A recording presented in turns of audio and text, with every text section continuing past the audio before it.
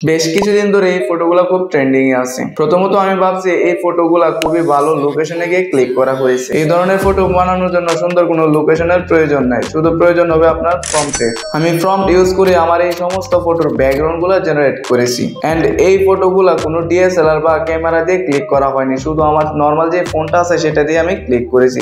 And এরপর বাকি কামগুলোই prompt দিয়ে আমি ব্যাকগ্রাউন্ড গুলা জেনারেট করেছি। তো আমি এই ভিডিওতে স্টেপ বাই স্টেপ দেখাবো কিভাবে আপনারা প্রম্পট ইউজ করে আপনারা এই ধরনের ব্যাকগ্রাউন্ড গুলো জেনারেট করবেন খুব সহজেই। আপনারা শুধু ভিডিওতে লাইক দিয়ে চ্যানেলটিকে সাবস্ক্রাইব করুন, আমি ভিডিওতে আপনাদেরকে দেখিয়ে দিচ্ছি।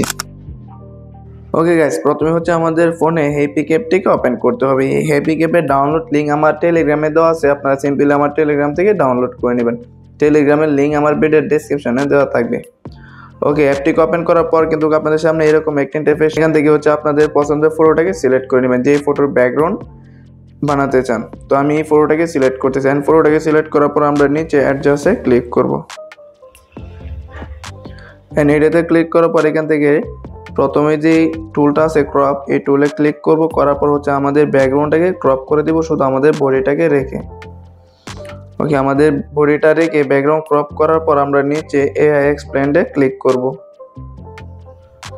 এটাতে ক্লিক করার পর এখান থেকে আমরা ক্লিক করব চেঞ্জ এক্সপেক্ট রেশিওতে। দেন এখান থেকে আমরা সিলেক্ট করব 3/4 এন্ড সিলেক্ট করার পর আমাদের যে ফটোটা সেটাকে ব্যাকগ্রাউন্ডের মধ্যে অ্যাডজাস্ট করে নেব। ওকে, বেস্ট কিছু প্রম্পট আমার ভিডিও ডেসক্রিপশনে আমি দিয়ে দেব, আপনারা সেখান থেকে কপি করে নেবেন। তো আমি এখানে একটা প্রম্পট পেস্ট করছি এন্ড করার পর অ্যালাউতে ক্লিক করব। দেন এখানে আমরা জেনারেটে ক্লিক করব আর অপেক্ষা করব ব্যাকগ্রাউন্ড জেনারেট হওয়া পর্যন্ত।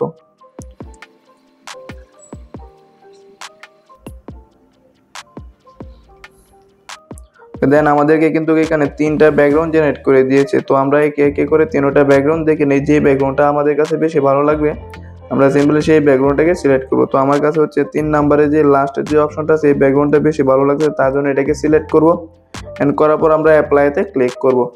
এন্ড অ্যাপ্লাইতে ক্লিক করার পর এই ব্যাকগ্রাউন্ডটা আমাদের ফটোতে অ্যাপ্লাই হয়ে যাবে। এরপর আমরা নিচে টিক মারে ক্লিক করে দেব।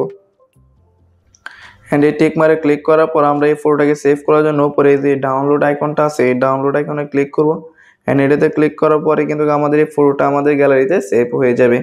সো গাইস, ভিডিওটি এই পর্যন্তই ছিল। আই হোপ আপনাদের কাছে ভিডিওটি ভালো লেগেছে। আর অবশ্যই ভিডিওটি ভালো লাগলে চ্যানেলটিকে সাবস্ক্রাইব করে ভিডিওতে একটি লাইক করে দিন। সবাই ভালো থাকেন, সুস্থ থাকেন। আল্লাহ হাফেজ। আবারও দেখা হবে নতুন কোনো ভিডিওতে।